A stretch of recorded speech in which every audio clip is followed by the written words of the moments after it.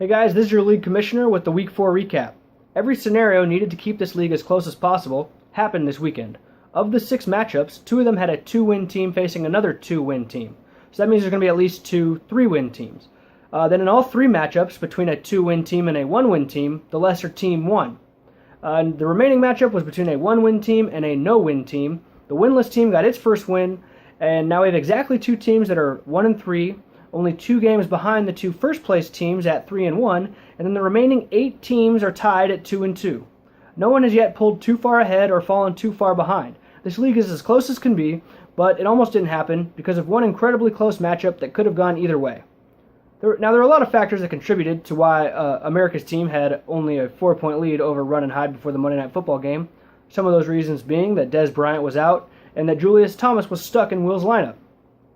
Late in the fourth quarter, Stephon Diggs caught 2 passes to get Mike the 4.5 points he needed to win. Will may have lost this close matchup, but he won the trade that he and Joey made last week. Macklin, you son of a bitch, traded away Lamar Miller, its first-round pick, 11th overall, for an injured wide receiver who was drafted in the 3rd round and a backup running back. Nevertheless, Joey brought his A game to the Battle of the Gingers, which is still below average, I might add. House Terrell only scored 56.5 points, with absolutely no help from his first-round pick, DeAndre Hopkins, who only had 1 catch for 4 yards. Kyle is one of the 2-2 teams, sitting in 8th place overall, but at least he doesn't look like a thumb. It hurts when AP got out to an early lead on Thursday when A.J. Green had 173 yards and a touchdown, but that was really the only positive sign for Nick.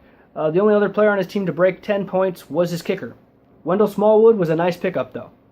Fat and Lacey wins its 2nd matchup in a row. My team finished half a point behind Adam for the 2nd highest score of the week.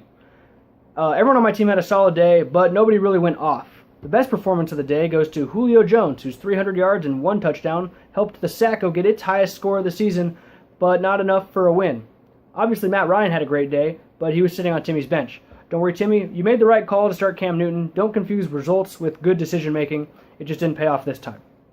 Captain America finally got its first win of the season behind 3 TDs from Michael Crabtree. Curtis is now 4th highest in total points on the season, but these teams are sitting in last place with the 1-3 records.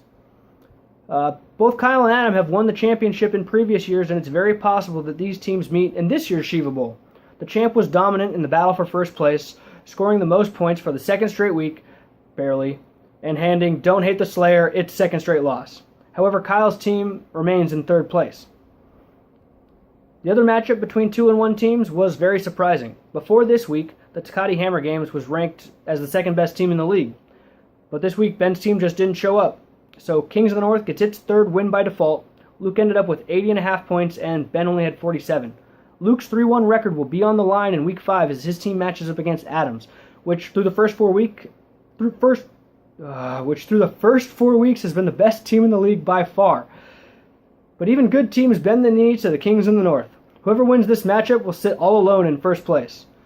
The other Week 5 matchups are Curtis vs. Joey, Mike vs. Ben, Timmy vs. Will, Brian vs. Besa, and Nick vs. Kyle. I was going to explain my work on the power rankings, on the formula I'm working on, but it was getting really long, like the explanation in the video. But here's the gist of it. So in fantasy, to predict a player's future value or whatever, there's this idea of what have you done for me lately. So I wanted to bring that into my equation and give more value to recent weeks than give more value to the recent weeks than the earlier weeks. It sounds good in theory, but it didn't make any sense when I actually computed the rankings, and here's why. So other than Adam, the best teams over the last 2 weeks have been me, Mike, and Curtis. Yes, Curtis. But that's point-wise, I'm not talking about wins. Ben and Kyle started out 2-0, but they've lost 2 straight. So if you give more value to the recent weeks, Ben and Kyle fall too far down in the rankings, and me, Curtis, and Mike are ranked too high. Ben and Kyle's teams are better than ours. They just are, for now. But only time will tell for sure. Good luck next week, you guys.